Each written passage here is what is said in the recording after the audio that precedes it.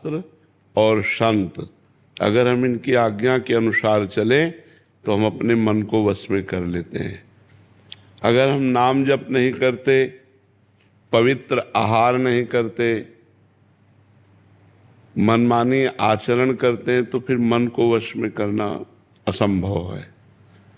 मन को वश में करने के लिए हमें एक आज्ञा पे चलना होगा, अपने मन को आज्ञा पर चलाना होगा। धर्म के अनुसार आचरण होना चाहिए, पवित्र भोजन होना चाहिए और पवित्र सुमिरन होना चाहिए और किसी महापुरुष की आज्ञा में होना चाहिए, तो फिर मन धीरे धीरे वश में होने लगता है। मन जो है वो भगवान का स्वरूप है। इंद्रियाणाम मनश्चास्मि, इंद्रियों में मैं मन हूँ। जब तक वो धर्म विरुद्ध चलता है तब तक वो आवागमन का हेतु होता है। संसार का चिंतन करने वाला मन बांधने वाला होता है, फंसाने वाला होता है, और भगवान का चिंतन करने वाला मन, धर्मयुक्त चलने वाला मन मुक्त करने वाला होता है।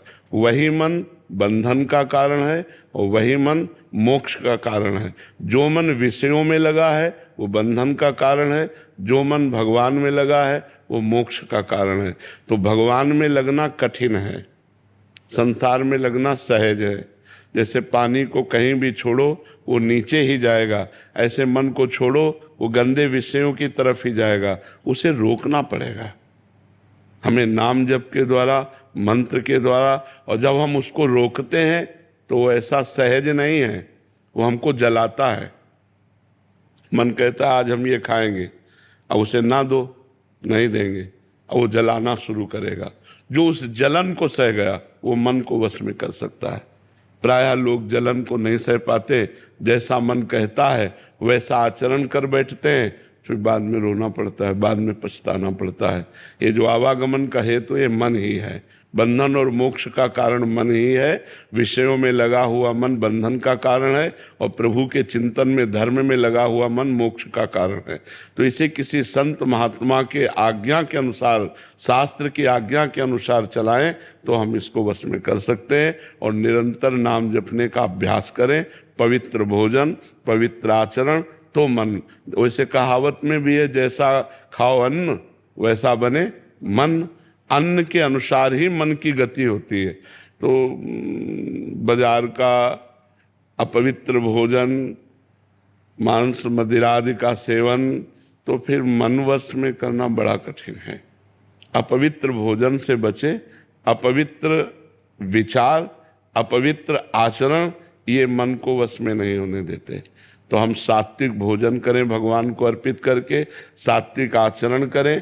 ये सबके लिए, सबका प्रश्न है, ये किसी एक व्यक्ति का प्रश्न नहीं है, ये संपूर्ण सृष्टि का प्रश्न है कि मन भगवान में नहीं लगता, मन बड़ा चंचल है, मन सदैव असत पथगामी अर्थात गलत मार्ग में चलना चाहता है। ये सबका प्रश्न है। अगर हम सब अपने को सुधार करें तो हम मन को सुधार सकते हैं। हमें सुधरना होगा, हमें भोजन सुधारना होगा, आचरण सुधारना होगा और चिंतन सुधारना होगा। अगर हमारा चिंतन ठीक है तो मन सही हो जाएगा। चिंतन ही गलत है तो फिर मन कैसे सही होगा। चिंतन सही करने के लिए नाम जप करो, खूब नाम जप करो। नेहा जी पुणे से। राधे राधे गुरु। राधे राधे महाराज जी। महाराज जी, क्या प्रेम भक्ति का प्रयास और धन प्राप्ति की इच्छा, ये दोनों चीजें साथ में चल सकती हैं? चल सकती है, लेकिन धन प्राप्ति की इच्छा भगवान से करे। प्रयास स्वयं करता रहे और भगवान से धन प्राप्ति की इच्छा करे, तो आगे चलकर जब ये इच्छा नष्ट हो जाएगी तब भगवान से प्रेम होगा। जब तक अन्य इच्छा रहती है तब तक भगवान से प्रेम नहीं होता, और जब प्रेम हो जाता है तो कोई इच्छाएं नहीं रहती। सकल कामना हीन जे राम भगत रस लीन, जिसकी सारी कामनाएं नष्ट हो जाती हैं उसी के हृदय में भगवान का प्रेम प्रकट होता है। जिसके हृदय में प्रेम प्रकट होता है उसके हृदय में कोई कामना नहीं रहती। कामना रहितम प्रेम, कामना रहितम है। प्रेम में कोई कामना नहीं होती। तो धन की कामना और प्रेम ये एक साथ तो नहीं रह सकता, पर इसकी भक्ति की जा सकती है। कि भगवान ने कहा है कि आर्त, अर्थार्थी, जिज्ञासु और ज्ञानी, ये 4 प्रकार के भक्त हैं।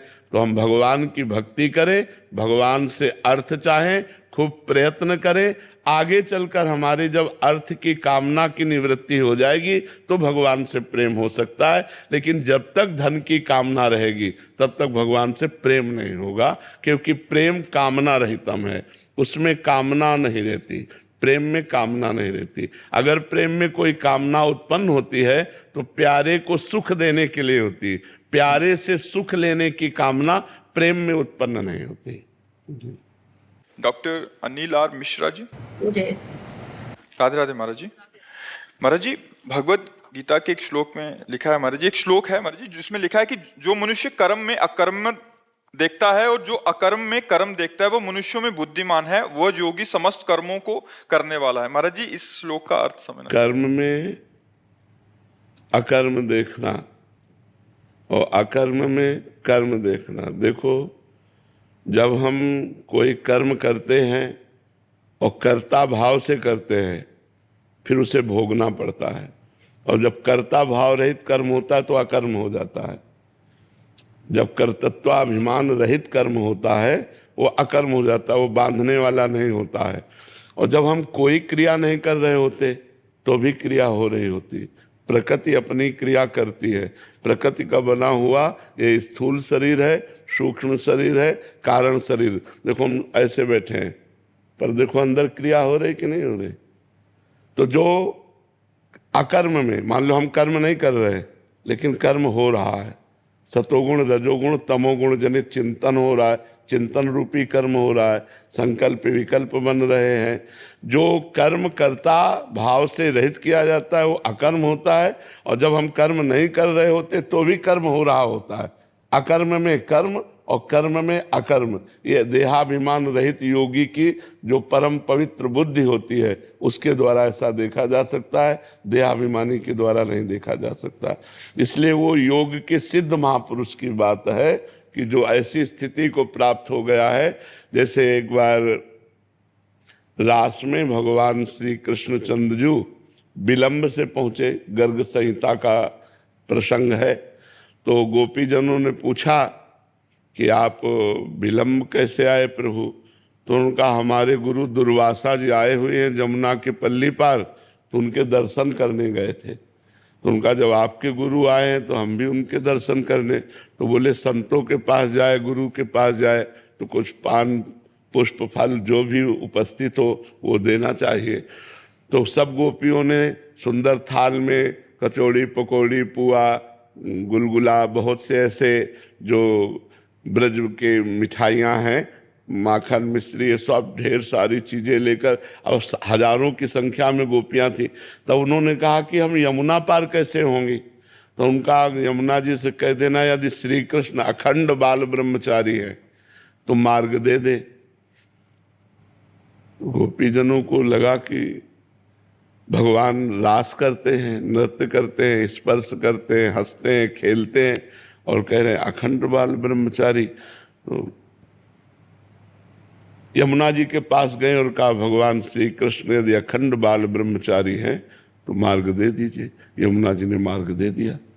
बड़ा आश्चर्य हुआ गोपियों को।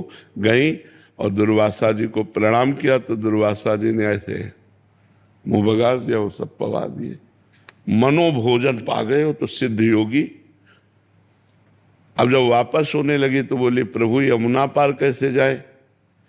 तो उनका कैसे आई। तो बोले श्री कृष्णचंद्र जी ने कहा था यदि अखंड बाल ब्रह्मचारी हो तो यमुना जी मार्ग दे दे। तो यमुना जी ने मार्ग दे दिया। तो बोले कह देना यमुना जी से कि दुर्वासा दूब के रस के सिवा अपनी जबान में अगर कुछ ना रखते हो, आप जानते हैं, तो मार्ग दे दीजिए। अर्थात केवल दूब का रस पीते हैं। बोले ये भी बड़े आश्चर्य की बात है। अभी माखन मिश्री कचौड़ी पकौड़ी पुआ गुलगुला मनो खा गए और कह रहे जबान में नहीं रखते। गई और यमुना जी से कहा कि अगर दुर्वासा अपने जीव में दूब के रस के सिवा कुछ ना लेते हो तो आप मार्ग दे। तो यमुना जी ने मार्ग दे दिया। बड़ा आश्चर्य हुआ। भगवान श्री कृष्ण के पास गए और उनका रास तो बाद में होगा, पहले हमारे प्रश्न का उत्तर दीजिए। जब बाहु प्रसार परिरम कराल कोरु, जब आप हमारे गले लगते हैं, हमसे हंसते हैं, नृत्य करते हैं, तो आप अखंड बाल ब्रह्मचारी कैसे। और जब दुर्वासा जी मनोभोजन पा जाते हैं और वो कहते दूब के रस के सिवा जवान में कुछ रखते नहीं, तो हमें लगता है गुरु चेला दोनों झूठ बोलते हो क्या। लेकिन अगर तुम झूठ बोलते होते तो यमुना जी मार्ग क्यों दे देती, इसका मतलब वो सत्य है।